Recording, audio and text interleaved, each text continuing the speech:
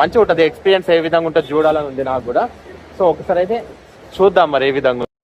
నేను ఒక north Indian ఫ్యామిలీతో అయితే వెళ్ళానండి, చాలా బాగా ఎంజాయ్ చేశాను. అసలు ఇది 7 కిలోమీటర్స్ ఉందండి, 11 కిలోమీటర్స్ కాదు. కొంత చూడండి అలలు ఎంత బాగున్నాయి, అసలు చాలా అంటే చాలా ఎంజాయ్ చేశాను. వాళ్ళు కూడా చాలా ఫ్రెండ్లీగా ఉన్నారు. సో ఇది వచ్చేసి మనకు ఈ రివర్ రాఫ్టింగ్ పాయింట్ దగ్గర నుంచి మనకు వచ్చేసి వైష్ణవిదేవి టెంపుల్ ఉంటుంది. సో వైష్ణవిదేవి టెంపుల్ దాకా అయితే మనల్ని డ్రాప్ చేస్తారు. సో మనకు బ్యాక్ సైడ్లో కనిపిస్తుంది చూసారా, అది వచ్చేసి మనకు వైష్ణవిదేవి టెంపుల్.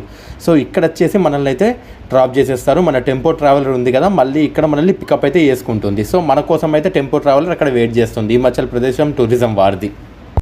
సో ఇందాక మనం రివర్ రాఫ్టింగ్ అయితే చేసాం కదా, ఆ రివర్ రాఫ్టింగ్ సంబంధించిన డీటెయిల్స్ ఏంటంటే మనకు వచ్చేసి డ్రైవర్ వచ్చేసి 1000 రూపాయలకి అయితే మాట్లాడిండు. సో ఆ బట్టలకు వచ్చేసి ఒక 100 రూపీస్ నేను మీకు మొత్తం స్క్రీన్ మీద ప్లే చేస్తాను చూడండి, వీడియో అండ్ ఫొటోస్కి. నేను బస్ షేరింగ్లో వెళ్ళినా కాబట్టి దానికి వచ్చేసి మనకు ఇంకో 500 రూపీస్, అంటే టోటల్ 1600 రూపీస్